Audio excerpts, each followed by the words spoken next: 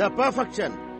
This message by Brother William Marion Branham was delivered on Good Friday evening, April 19, 1957 at the Branham Tabernacle in Jeffersonville, Indiana, USA. பரிபூரணம். இந்த செய்தியானது சகோதரன் William Marian Pranam அவர்களால் 1957 வருடம் April மாதம் 19ஆம் தேதி பெரிய வெள்ளிக்கிழமை மாலையில் அமெரிக்கா, இந்தியானா, ஜெஃபர்சன்வில்லில் உள்ள பிரணாம் கூடாரத்தில் அளிக்கப்பட்டது.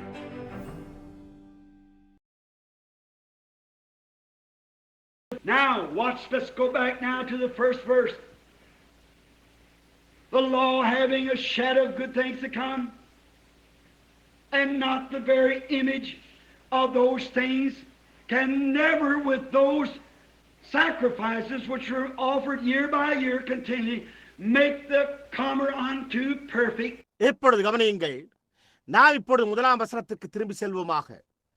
நியாயப்பிரமாணமானது வரப்போகிற நன்மைகளின் பொருளாயிராமல் அவைகளின் நிழலாய் மாத்திரம் இருக்கிறபடியால் வருஷந்தோறும் இடைவிடாமல் செலுத்தப்பட்டு வருகிற ஒரே விதமான பலிகளினாலே அவைகளை செலுத்த வருகிறவரை ஒரு காலம் பூரணப்படுத்த மாட்டாது.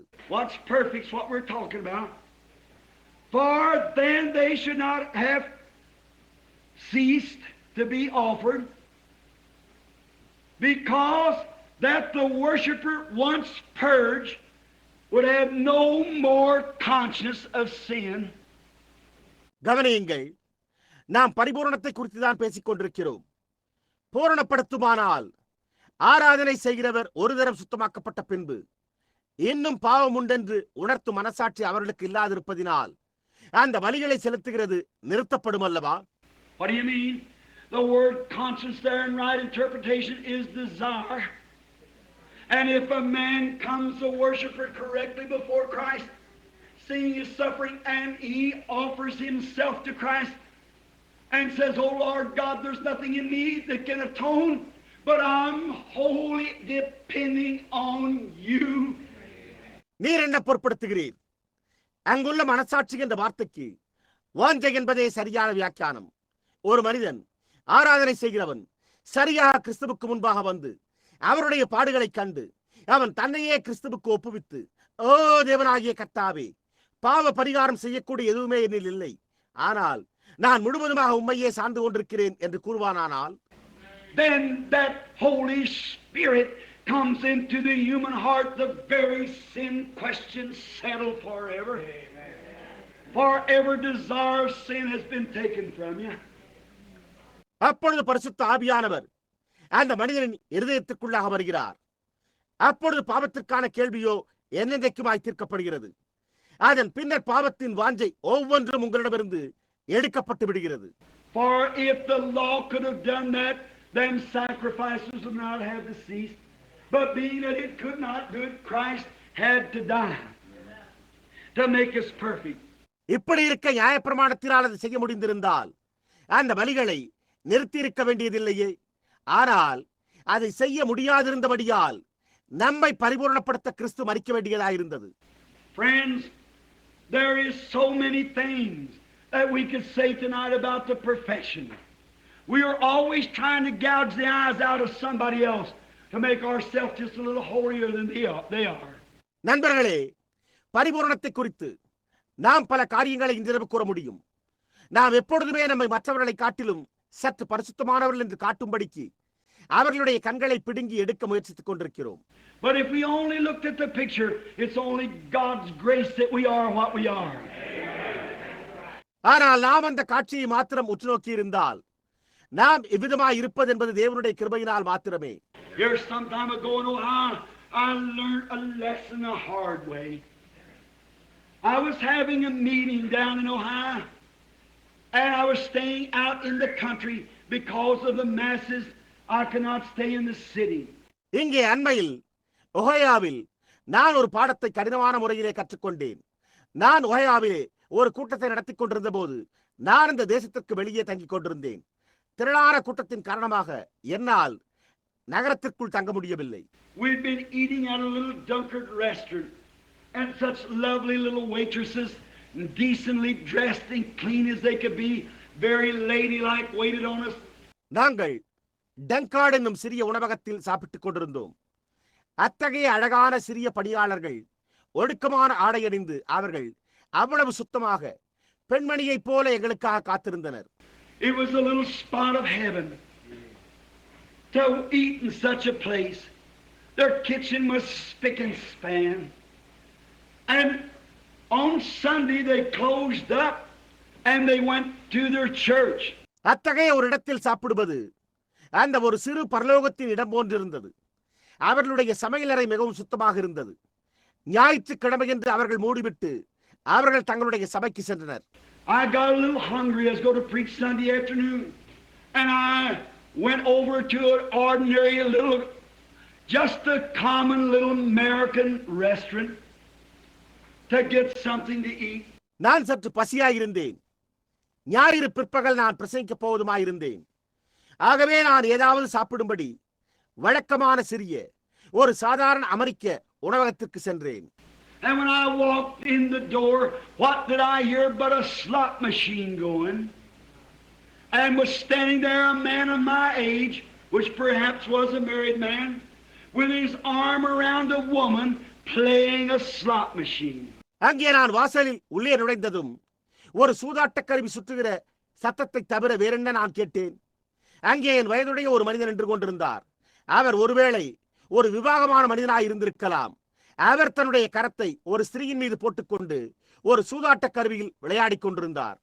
Our very law, the protection of our righteousness, of our goods, was standing there violating a thing that he is supposed to be protecting because it's illegal to gamble in Ohio. Playing a slot machine. நம்முடைய சட்டமும் நம்முடைய நீதியின் பாதுகாப்பும் நம்முடைய நன்மைகளையும் பாதுகாக்க வேண்டியதாக இருந்த அவரே அங்கு நின்று கொண்டு அந்த காரியத்தை மீறி அதை செய்து கொண்டிருந்தார். ஏனெனில் ஒஹையாவில் சூதாடுவது ஒரு சூதாட்ட கருவியில் விளையாடுவது சட்டவிரோதமானதாய் உள்ளது. And I turned and looked towards the back of the building.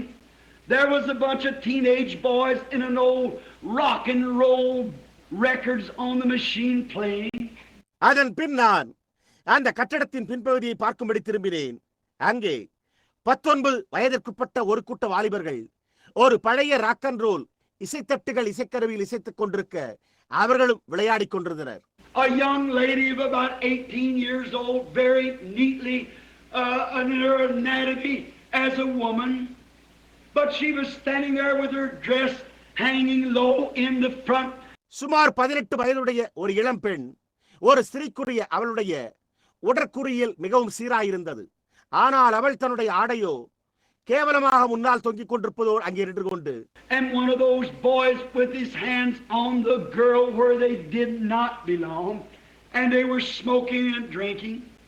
And I thought, oh God, how can you stand it? அந்த பையன்களில் ஒருவன் தன் கரங்களை அவள் மீது வைக்கக்கூடாத இடத்தில் வைத்துக் கொண்டிருந்தான். அவர்கள் குடித்துக் கொண்டும் புகைப்பிடித்துக் கொண்டும் இருந்தனர்.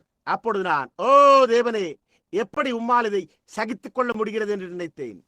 And I looked over to my right when I heard someone make out a big groan, and there sat an aged woman, probably 60 years or 70 years old.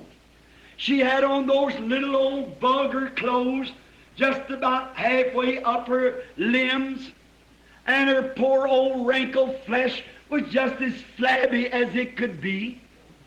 பிறகு நான் யாரோ ஒருவர் சத்தமாக பெருமூச்சு விடுகிறதை கேட்டபோது நான் என்னுடைய வலப்பக்கமாக நோக்கி பார்த்தேன். அப்போது அங்கே அநேகமாக 60 அல்லது 70 வயதுடைய ஒரு வயதான ஸ்திரீ அமர்ந்திருந்தாள்.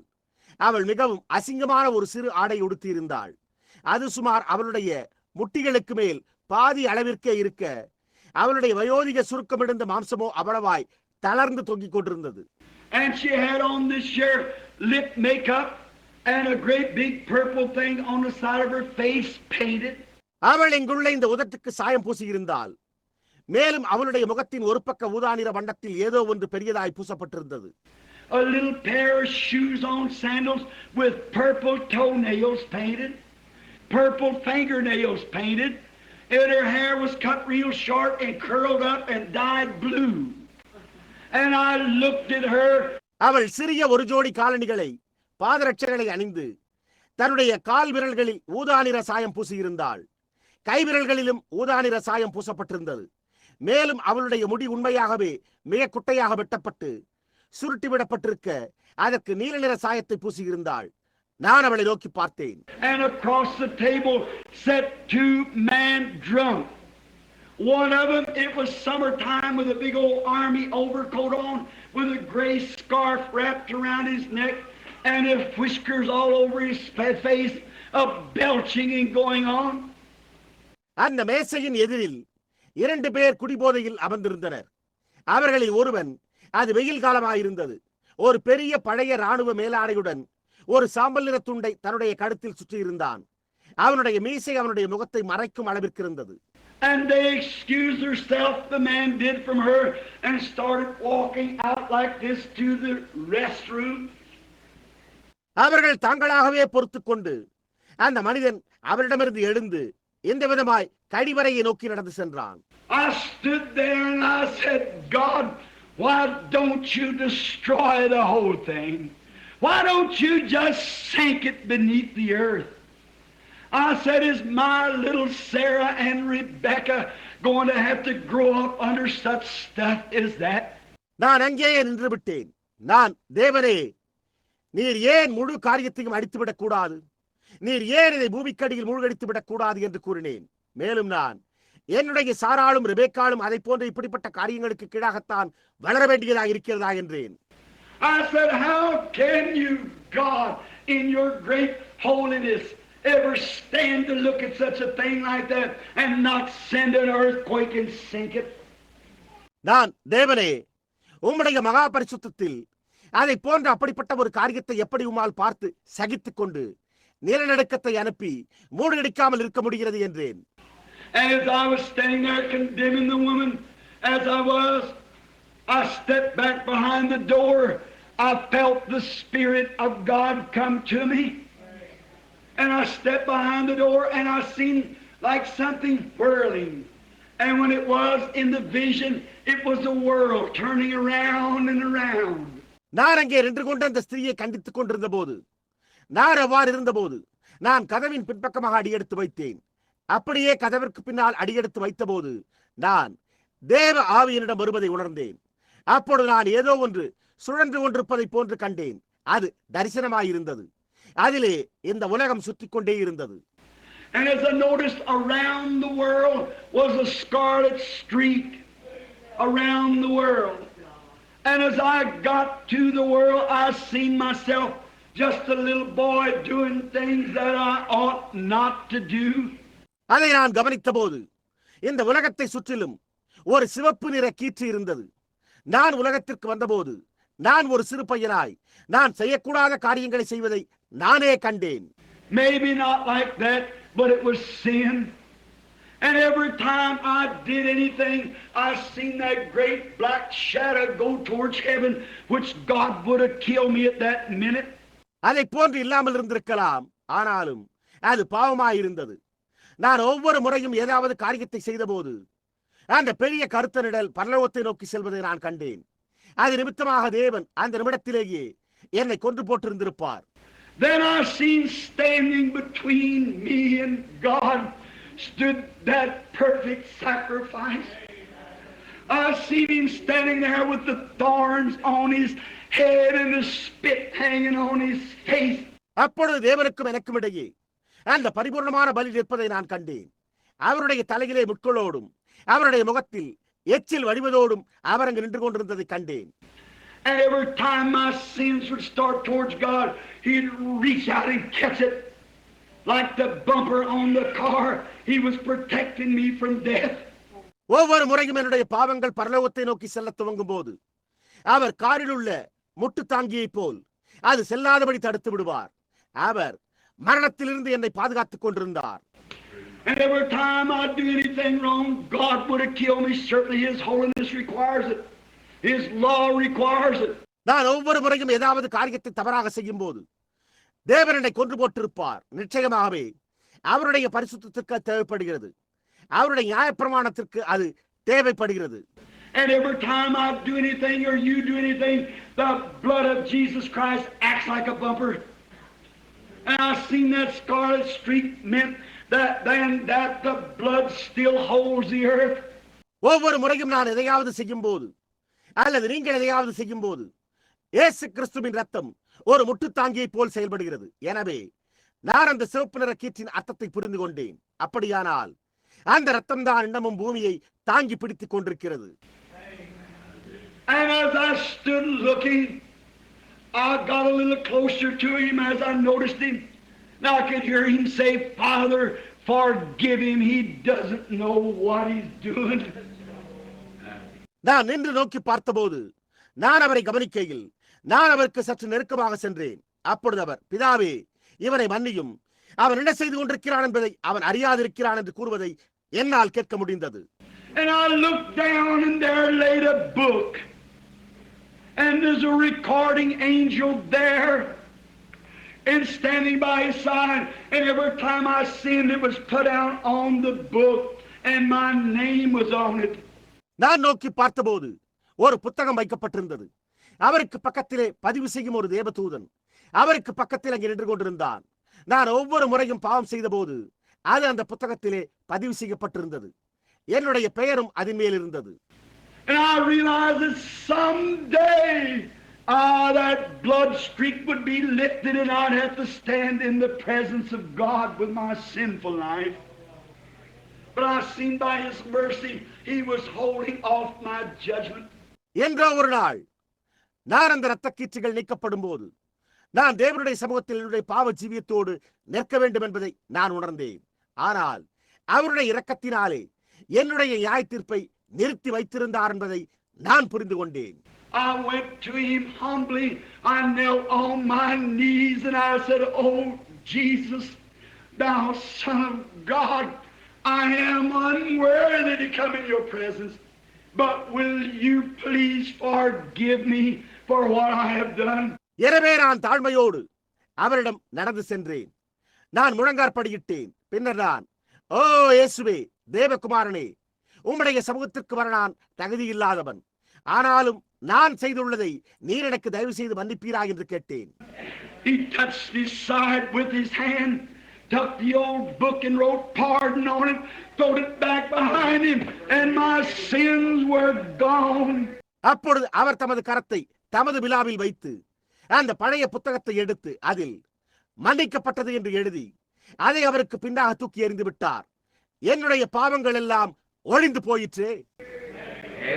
Then he looked me stern in the face. He said, "Now I have forgiven you, but you want to condemn her." Then I seen what it meant. பிறகு அவர் கடுமையான முகத்தோடு என்னை நோக்கி பார்த்தார். மேலும் அவர், "இப்பொழுது நான் உன்னை மன்னித்திருக்கிறேன், ஆனால் நீயோ அவளை ஆக்கினைக்குட்படுத்த விரும்புகிறாயே" என்றார். அப்பொழுதே நான் அதன் அர்த்தம் என்ன என்பதை புரிந்து கொண்டேன். As I come out of the vision, I walked over to her. I said, "How do you do?" She was drinking. She looked up at me and she said, "Oh, hello." I said, "Could I sit down?" She said, "I have company." I said, "I don't mean it in that way, lady. I just want to speak to you a minute." She said, "Be seated." நான் அந்த தரிசனத்திலிருந்து வெளிவந்த போது அவளிடம் நடந்து சென்றேன். அப்பொழுது நான், "நீங்கள் எப்படி இருக்கிறீர்கள்?" என்று கேட்டேன். அவள் குடித்துக் கொண்டிருந்தாள். அவள் என்னை நிமிர்ந்து பார்த்தாள். அப்பொழுது அவள், "ஹோ, ஹலோ" என்றாள். அதற்கு நான் அவளிடம், "நான் இங்கு உட்காரலாமா?" என்று கேட்டேன். அப்போது அவள், "எனக்கு துணை இருக்கிறது" என்றாள். அதற்கு நான், "பெண்மணியே, நான் அந்த விதமான அர்த்தத்தில் அதை கேட்கவில்லை. நான் உங்களிடம் ஒரு நிமிடம் பேச விரும்புகிறேன்" என்றேன். அதற்கு அவள், "உட்காருங்கள்" என்றாள். And I said, "Lady, just a few minutes ago, standing there behind that door, I began to tell her, and as I began to look, the tears began to run down her cheeks." அப்போது நான், "பெண்மணியே, சில நிமிடங்களுக்கு முன்பு அந்த கதவுக்கு பின்னாக நின்று கொண்டிருந்தேன்" என்று கூறினேன். பிறகு நான் கூறத் துவங்கினேன். அப்போது நான் அவளை பார்க்கையில் அவளுடைய கன்னங்களிலிருந்து கண்ணீர் வடிந்தோட துவங்கியது. And she told me, I said, "Lady, you don't mean to do these things. Jesus died and the judgments of God is held off by His blood. You don't mean to do this." அவள் என்னிடத்தில் கூறினாள். நான், "பெண்மணியே, நீ இந்த காரியங்களை செய்ய வேண்டும் என்று கருதி செய்கிறதில்லை. இயேசு மரித்து அவருடைய இரத்தத்தினால் தேவனுடைய நியாயத்தீர்ப்பானது நிறுத்தி வைக்கப்பட்டுள்ளது. நீ இதை செய்ய வேண்டும் என்று கருதி செய்கிறதில்லையே என்றேன். And she said, no, sir. She said, my father was a deacon in church. I was raised in a Christian home. My husband and I were charter members and lived the Christian life. அதற்கு அவள் இல்லையா என்றாள். மேலும் அவள், என்னுடைய தகப்பனார் சபையிலே ஒரு உதவிக்காரராக இருந்தார். நான் ஒரு கிறிஸ்தவ வீட்டிலே வளர்க்கப்பட்டேன். என்னுடைய கணவரும் நானும் அந்த சபையின் பூர்வீக அங்கத்தினராக இருந்து ஒரு கிறிஸ்தவ ஜீவியம் செய்து வந்தோம் என்றாள். She began to tell me after his death she had 2 young girls and she went astray, and how the girls had left her and she had thrown her life away and she thought there was no more hope for her. அவருடைய மரணத்துக்கு பிறகு என்று அவள் கூறத் துவங்கி, அவளுக்கு 2 மகள்கள் இருந்தார்களாம்.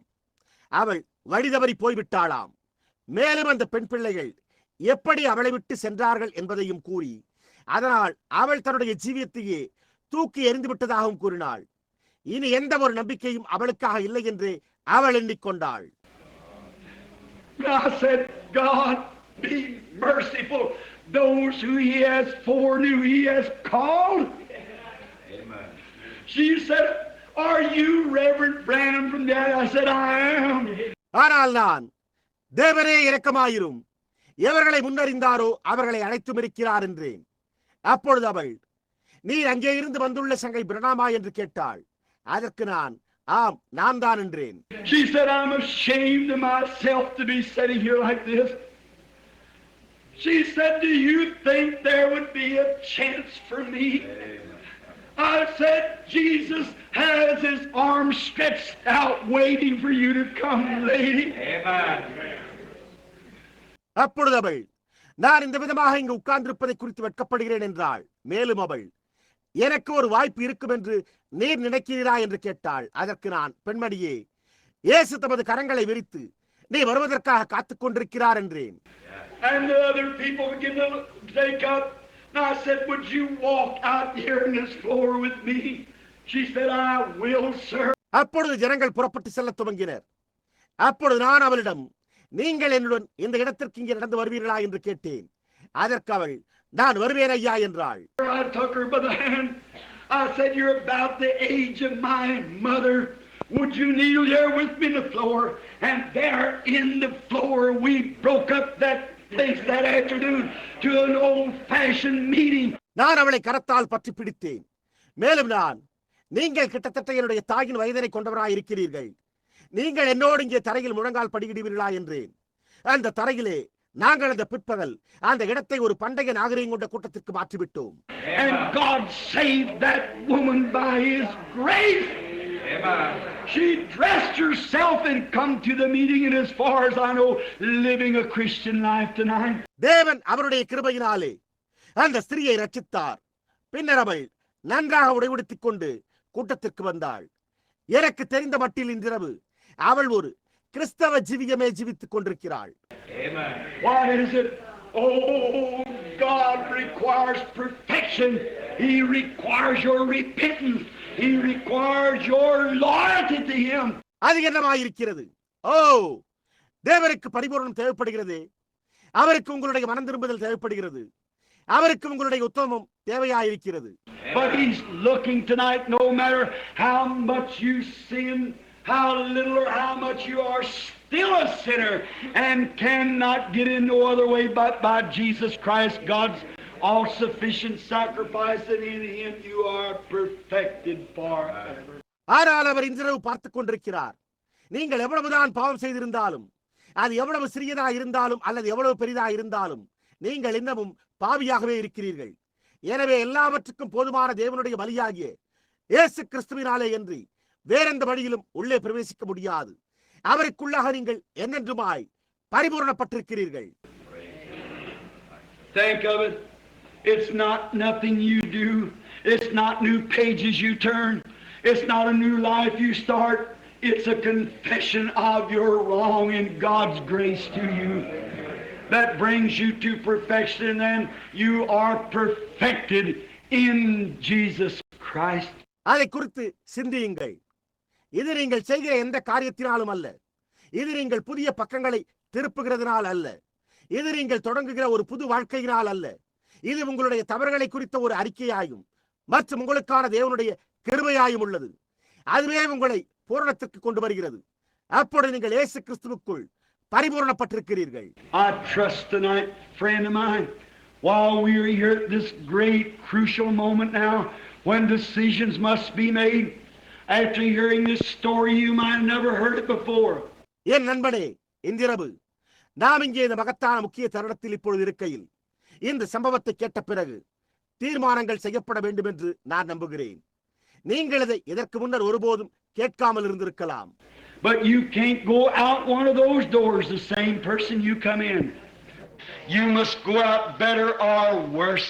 ஆனால் நீங்கள் இந்த வாசல்களில் ஒன்றில் உள்ளே வந்த அதே நபராக நீங்கள் வெளியே செல்ல முடியாது. நீங்கள் மேலானவர்களாக அல்லது மோசமானவர்களாக செல்ல வேண்டும். And while we bow our heads just a moment, I want you to think mightily about it. What about your soul tonight? Jesus Christ died for you. நம்முடைய தலைகளை நாம் வணங்கி இருக்கும் இந்த நேரத்தில் நீங்கள் அதை குறித்து கடுமையாக சிந்திக்க வேண்டும் என்று நான் விரும்புகிறேன். இன்றிரவு உங்களுடைய ஆத்துமாவை குறித்து என்ன? இயேசு கிறிஸ்து உங்களுக்காக மரித்தாரே. You say, Brother Branham, when I can quit smoking, when I can quit drinking, when I can straighten this thing up, I'll do it. Oh, it will never be done right. You'll never be able to do it. நீங்களோ, சகோதரன் பிரணாம், நான் புகைப்பிடிப்பதை விட்டுவிட முடியும் போது, நான் குடிப்பதை விட்டுவிட முடியும் போது, நான் இந்த காரியத்தை சரிபடுத்திக் கொள்ள முடியும் போது நான் அதை செய்வேன் என்று கூறலாம். ஓ, அது ஒருபோதும் சரியாக்கப்படாது. உன்னால் அதை ஒருபோதும் செய்யவே முடியாது. Why don't you just come the way you are and by faith go to that stream, thy flowing wounds supply, then redeeming love to be your theme and shall be till you die. நீங்கள் ஏன் இருக்கிற வண்ணமாகவே வரக்கூடாது? விசுவாசத்தினாலே அந்த ஊற்றண்டைக்கு செல்லுங்கள். அங்கேதான் உங்களுடைய காயங்களில் இருந்து பாய்ந்தளிக்கிறது. அப்போது மீட்பின் அன்பே உங்களுடைய கருப்பொருளாயிருக்கும். நீங்கள் மரிக்கும் வரை அது இருக்கும். Why take a substitute? Why try to get in by your church? Why try to come in because you quit drinking or quit lying? Come by the way of perfection. For by one sacrifice He has perfected forever those that are sanctified. நீங்கள் ஏன் வேறொன்றை எடுக்க வேண்டும்? நீங்கள் ஏன் உங்களுடைய சபையின் மூலம் உள்ளே வர முயற்சிக்க வேண்டும்? நீங்கள் குடிப்பதை அல்லது பொய்யுரைப்பதை விட்டுவிடுவதனால் ஏன் உள்ளே வர முயற்சிக்க வேண்டும்? பரிபூரணத்தின் வழியாகவே வாருங்கள். ஏனெனில் பரிசுத்தமாக்கப்படுகிறவர்களை ஒரே பலியினாலே இவர் என்னென்றைக்கும் பூரணப்படுத்தி இருக்கிறார். How do I get sanctified? Confess your sins in the presence of the blood of Jesus, and the life that comes from that blood comes back to the worshiper and sanctifies him from the desires of the things of the world. நாம் எப்படி பரிசுத்தமாக்கப்படுவது? உங்களுடைய பாவங்களை இயேசுவின் இரத்தத்தின் பிரசன்னத்திலே அறிக்கையிடுங்கள். அப்பொழுது அந்த இரத்தத்திலிருந்து வருகிற ஜீவன் ஆராதனை செய்கிறவனிடத்திற்கு திரும்பி வந்து உலக காரியங்களின் வாஞ்சைகளில் இருந்து அவனை பரிசுத்தப்படுத்துகிறது. For by that all sufficient sacrifice He has sanctified us, one spirit, we are all baptized into one body. ஏனெனில் எல்லாவற்றுக்கும் போதுமான அந்த பலியினாலே அவர் நம்மை பரிசுத்தப்படுத்தி இருக்கிறார். நாம் ஒரே சரீரத்துக்குள்ளாக ஞானஸ்தானம் பண்ணப்பட்டிருக்கிறோம். Now there's no condemnation to them which are in Christ Jesus, to them that walk not after the flesh but the Spirit. ஆனபடியால் கிறிஸ்து இயேசுவுக்குட்பட்டவர்களாய் இருந்து மாம்சத்தின்படி நடவாமல் ஆவியின்படியே நடக்கிறவர்களுக்கு ஆக்கினை தீர்ப்பில்லை. If you're trying to walk by the Spirit and still lusting for the flesh, the sacrifice hasn't been sufficiently applied to you. But the worshiper, once purged, has no more desire of sin. நீங்கள் ஆவியின்படி நடக்க முயற்சித்துக் கொண்டு இன்னுமாக மாம்ச இச்சையுடையவர்களாய் இருந்தால் அந்த பலியானது போதுமானதாக உங்களுக்கு பயன்படுத்தப்பட்டிருக்கவில்லை. ஆனால் ஆராதனை செய்கிறவன் ஒரு தரம் சுத்தமாக்கப்பட்ட பின்பு அவருக்கு அதற்கு மேல் பாவத்தின் வாஞ்சையே இராது. That was Calvary. It isn't a place to sell flowers or a little place to do this or that. It was a place where God and man were reconciled. அதுவே கல்வாரியாயிருந்தது. அது மலர்களை விற்கிறதான ஒரு இடம் அல்ல, அல்லது இதை அல்லது அதை செய்யக்கூடிய ஒரு சிறிய இடம் அல்ல. அது தேவனும் மனிதனும் ஒப்புரவாக்கப்பட்ட ஒரு இடமாயிருந்தது. It was a place where peace and perfect safety was brought to mankind. Can you go with me tonight, my sinner friend, to Calvary? அதுதானே சமாதானமும் முழுமையான பாதுகாப்பும் மனுகுலத்திற்கு கொண்டு வரப்பட்ட இடமாயிருந்தது.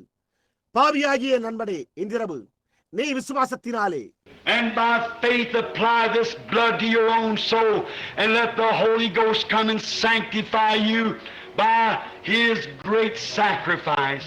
இந்த இரத்தத்தை உன்னுடைய சொந்த ஆத்துமாவிற்கு பயன்படுத்தி பரிசுத்த ஆவியானவர் வந்து தம்முடைய மகத்தான பலியினால் உன்னை பரிசுத்தப்படுத்த அனுமதிக்கும்படி என்னோடு கல்வாரிக்கு வர முடியுமா? Before we pray, would you raise your hand to God and say, be merciful to me, God.